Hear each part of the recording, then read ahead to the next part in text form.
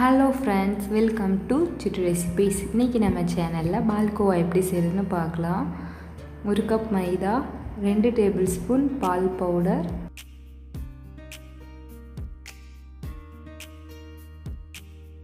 1 cup sugar powder, அரை cup சுகரை மிக்சியில் பவுட்ரு பண்ணி எடுத்துருக்கேன்,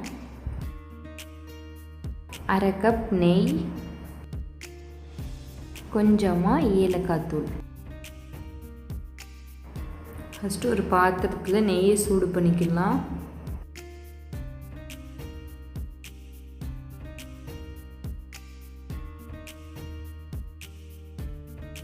நெய் சூடானதும் மைதா மாவு சேர்த்து கிண்டிக்கலாம்.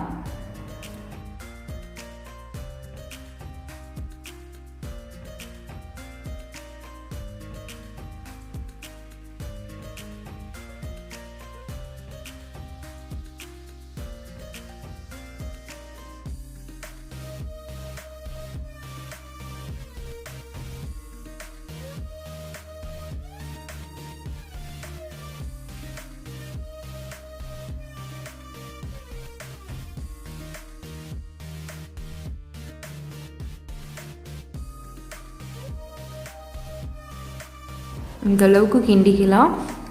ரொம்ப கெட்டியாகவும் இருக்கக்கூடாது, லூஸாகவும் இருக்கக்கூடாது. இந்த மாதிரி ஒரு க்ரீம் கன்சிஸ்டன்சிக்கு வந்ததுக்கப்புறமா இதை நம்ம ஸ்டவ் ஆஃப் பண்ணிவிட்டு ஆற வச்சிடலாம். கொஞ்சம் கூட சூடு இருக்கக்கூடாது, ஃபுல்லாக ஆறட்டும். நல்லா ஆறுனதுக்கப்புறமா இதை ஒரு பவுலுக்கு ட்ரான்ஸ்ஃபர் பண்ணிக்கலாம்.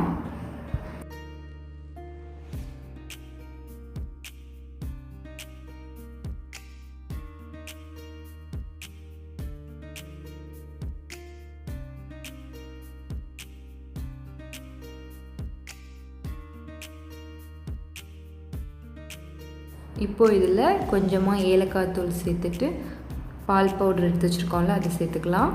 அப்புறமா சுகர் பவுடர் சேர்த்துக்கலாம். இப்போ இதை நல்லா பிசைஞ்சிக்கலாம்.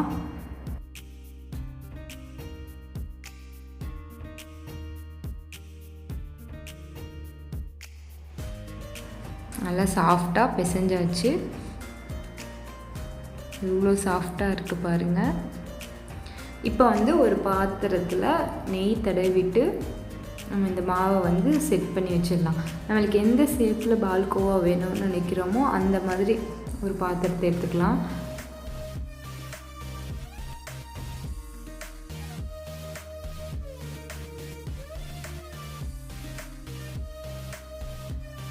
வச்சாச்சு. இப்போ இந்த மாதிரி லைட்டாக மேலே ப்ரெஸ் பண்ணி விட்டுடலாம், ஒரு ஷேப் கிடைக்கிறதுக்காக.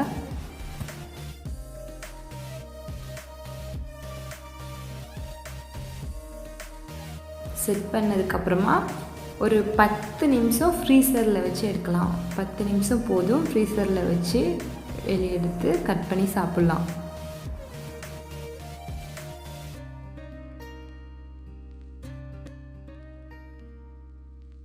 இது இந்த மாதிரி நான் வெளியே எடுக்கிறேன். ஒரு பிளாஸ்டிக் டப்பானா திருப்பி ப்ரெஸ் பண்ணாலே வெளியில் வந்துடும்.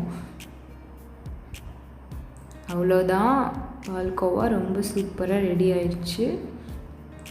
கட் பண்ணி பார்க்கலாம்.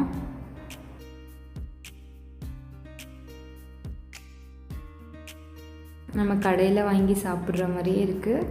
நீங்களும் இதை கண்டிப்பாக ட்ரை பண்ணி பார்த்துட்டு எப்படி இருக்குன்னு கமெண்ட் பண்ணுங்கள். இந்த ரெசிபி உங்களுக்கு பிடிச்சிருந்துச்சுன்னா லைக் பண்ணுங்கள், ஷேர் பண்ணுங்கள். சிட்டு ரெசிபிஸ் சேனலுக்கு சப்ஸ்கிரைப் பண்ணுங்கள்.